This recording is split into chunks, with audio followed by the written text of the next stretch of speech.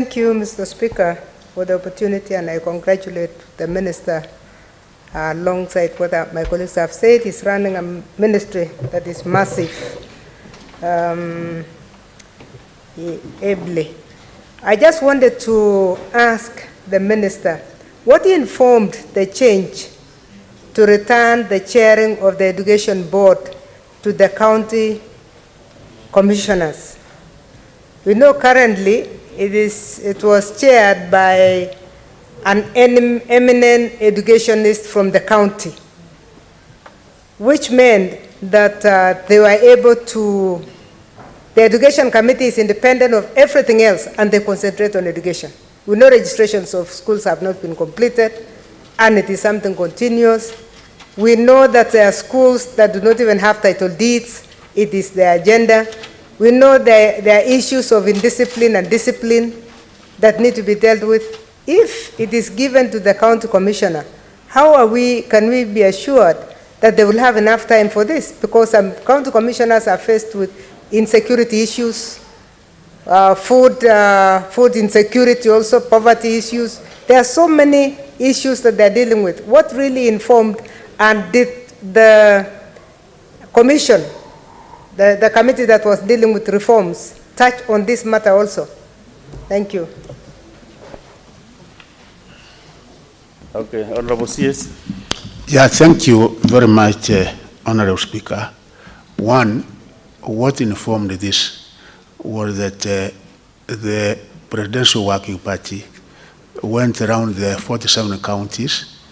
It engaged experts, it engaged stakeholders in various areas on their terms of reference, and one of them was on some of these areas, cross-cutting issues. And in that particular engagement, Kenyans came with a report. Actually, this was not just a mere public participation as such. I think it was a people-driven process, Honorable Speaker, where Kenyans were freely giving their views.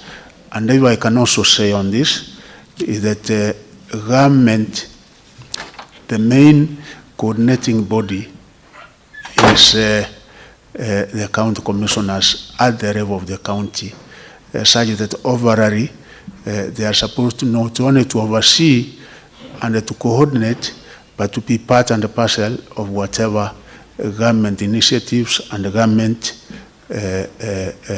process at that particular level.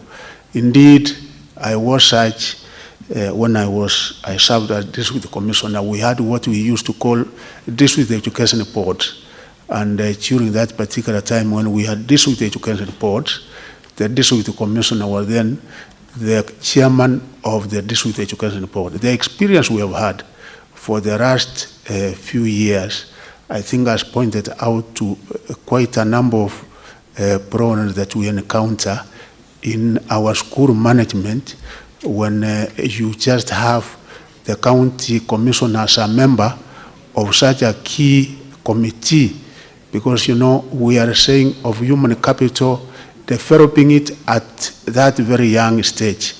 And the kind of problems, the kind of issues, the kind of people that the education board is supposed to deal with, because the education board is also supposed to relate with the county director of education, is supposed to relate with the county education officer from Teacher Service Commission.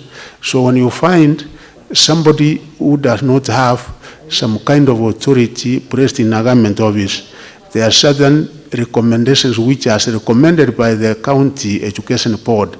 You find they are not easily implemented. Sometimes we have had problems like registering of schools, which we find if the county commissioner was the chair of that particular team, it will be easier for him now to direct certain other steps to be taken, as unlike when you have somebody from outside having to serve as chairperson of that very important committee. And I think this is what informed that particular decision, which is properly captured in the Prudential Working Party report. And of course, this will require an